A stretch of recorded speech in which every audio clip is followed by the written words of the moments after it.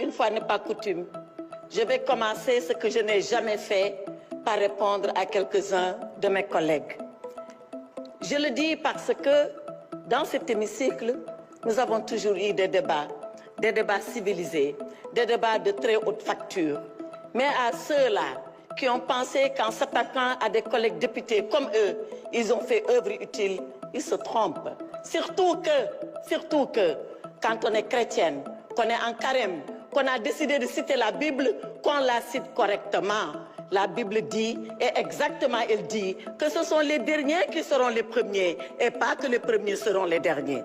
À ceux-là qui ont dit qu'ils ont un maquillage, un démaquillant, ce démaquillant, il est sale. Je les ai connus à l'étranger plus posés et plus responsables que cela. Ce n'est pas le micro qui fait la personne, ce sont les idées et le comportement qui font la personne. Cela dit, Monsieur le Président, parlons de la loi. Parlons de la loi et parlons des deux lois.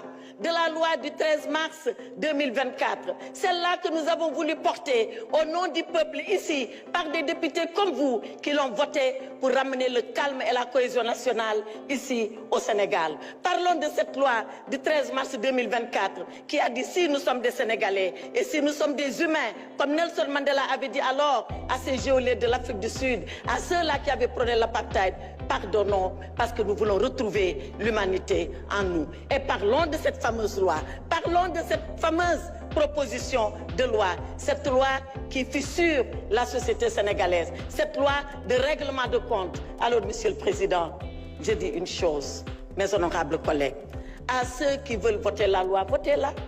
Mais je rappelle que ceux-là qui voulaient l'abroger étaient là, à ce pupitre. Et ils avaient promis l'abrogation aux Sénégalais. Et je leur ai répondu, abrogez-la. Et à ce moment-là, faites face aux conséquences. Ils ignoraient les conséquences, c'est leur problème. Nous, on savait et on connaissait les conséquences. Alors, interprétation qui n'en est pas une.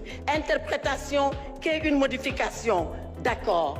Mais nous continuerons ce combat. Il ne s'arrêtera pas ici. Et quand vous parlerez, vous, à vos militants, nous, on parlera aux Sénégalais et à l'ensemble des Sénégalais. Quand vous parlerez de votre parti PASTEF, on parlera du pays. Quand vous parlerez de vindicte, quand vous parlerez de vengeance, quand vous parlerez de rancune, on parlera de droit, on parlera de justice, on parlera de loi, parce que c'est ça, un état de droit. Et pour cet état de droit, il faut le savoir. Vous n'êtes pas plus courageux que nous. Vous n'êtes pas plus patriote que nous. Vous n'aimez pas le Sénégal mieux que nous. On est prêts, nous aussi, à mourir. Je ne parle pas de la prison. Mais qui a peur de la prison? La prison, il y a 3 personnes qui n'iront jamais en prison. C'est le chien, excusez-moi du terme, à qui on préfère jeter la pierre sans qu'il vous mord. C'est le lâche qui a fui avant la prison. Et c'est celui qui est dément et qui est inconscient. Alors, chez nous, il n'y a ni chien, il n'y a ni lâche, il n'y a que des courageux. Et quand il s'agira de mourir pour le Sénégal, on est prêt à mourir pour le Sénégal. On est prêt à aller pour le Sénégal. Alors, vos leçons de courage, gardez-les pour vous. On n'en a pas besoin. Vos leçons de patriotisme, gardez-les pour vous. On n'en a pas besoin. Vos leçons que nous aimons plus le Sénégal.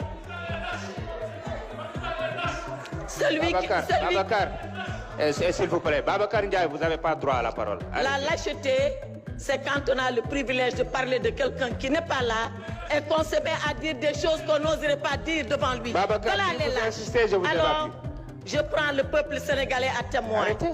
Et je dis à ce peuple vaillant, je dis à ce peuple courageux, je dis à ce peuple qui jamais n'a oublié son histoire, regardez ce qui se passe ici, à l'Assemblée nationale.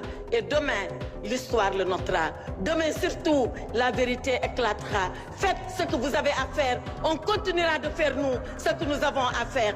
Combattez et on combattra pour la vérité. Et on va se retrouver. On se retrouvera et on se retrouvera dans le vrai. Seule la lutte libère, mais seule la vérité libère. Et libère plus que la lutte. Et le Saint-Coran l'a dit, et je termine par là. Notre force, le traitement de l'info. Melakha TV.